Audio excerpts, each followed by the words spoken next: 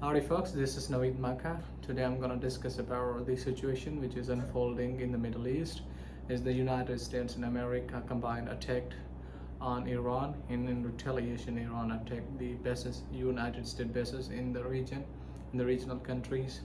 They have been swapping the missiles. Iran fired missiles towards the Israel, attacking an Israeli city where some casualties were reported, as well as many people in Iran were killed by the missiles from Israel and United States. So the whole situation, the whole predicament is creating the great chaos in the Middle East. The regional partners in regional countries are also affected by it.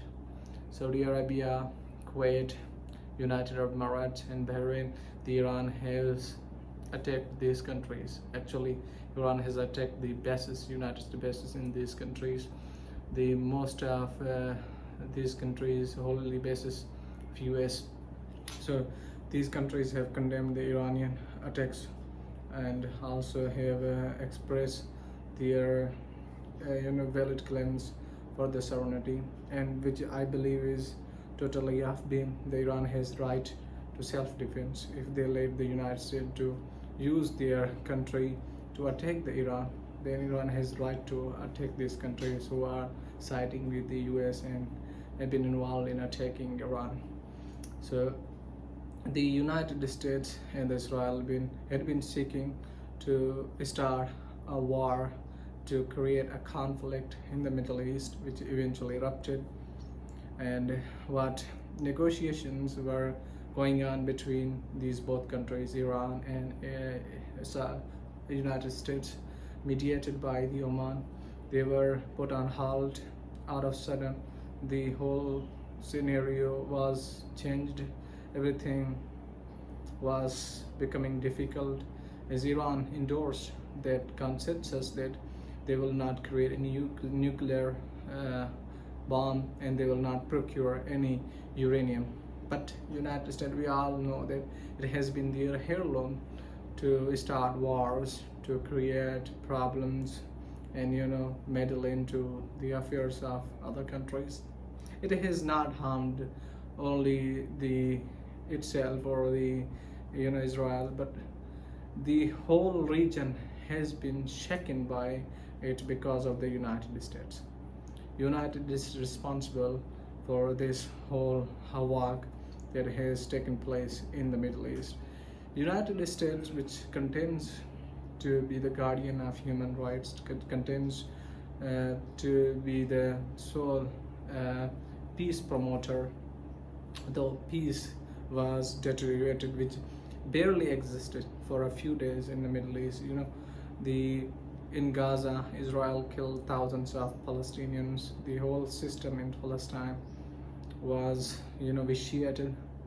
Many people lost their lives, many were injured and are still suffering from the remnant from that. It's not only affecting these all countries which are involved in this war, but it is affecting globally. It is affecting the whole world.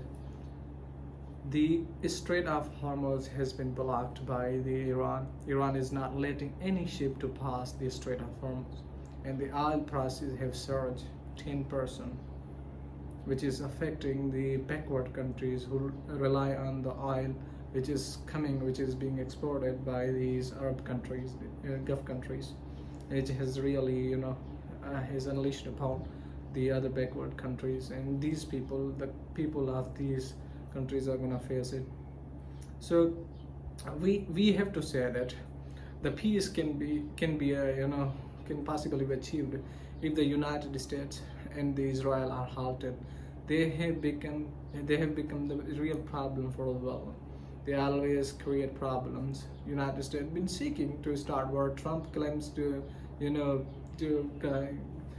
create peace in the world, but he has been the real problem. He's the one who does not want any peace. Firstly, he attacked Venezuela. He abducted the president of Venezuela, which was against the international norms. Now he has waged a war with Iran, which is again and contrary to the opinion of the American people, as well as against the international norms. You cannot violate the inviolable sovereignty of a particular country. When negotiations were held and the consensus was being made, mediators, the Omani Prime Minister in a TV interview with Al Jazeera contended that they made consensus and Iranis were going to endorse it.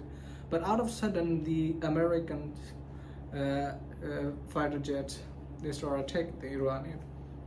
That's how it happened. That's how the whole system in the Middle East was vitiated and was changed. I don't think that the peace can be possibly achieved until these two countries are getting meddled into the affairs of the Gulf countries. Okay, and what about Pakistan? But I think that Pakistan can be drawn into this.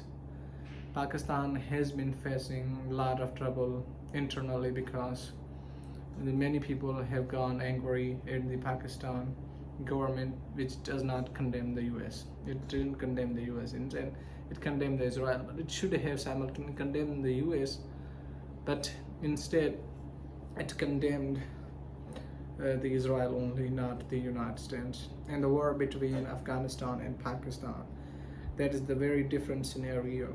The war between these both countries are gonna cause a lot of problems in the South Asia. Obviously, the terrorists seek the shelter in Afghanistan, been attacking Pakistan from Afghanistan, getting into Pakistan through the Afghan border, and then causing a lot of problem. This is obviously the right war with Afghanistan. I mean, Pakistan has right to defend itself, and Pakistan is totally doing fine. It must attack these violent terrorists who are creating problems for the people of Pakistan, who have taken lives of the innocent civilians who are worshipping in the mosque in Islamabad, and a lot of other incidents have been repeated by these Taliban, these terrorists. Pakistan should stop them right away before any huge loss has been occurred. We must stop them. The government of Pakistan must stop them, and government of Pakistan must condemn the United States. It should condemn United States because United States is instigating this work in the Middle East. It can, also fascinate the other actors into the region, like United Kingdom has said that it's going to provide the basis to United States to use them to attack the Iran, and has claimed that Iran has attacked their base in Cyprus. France wants to get involved in the war. It has said that they are going to defend the Middle East by intercepting the drones coming from Iran.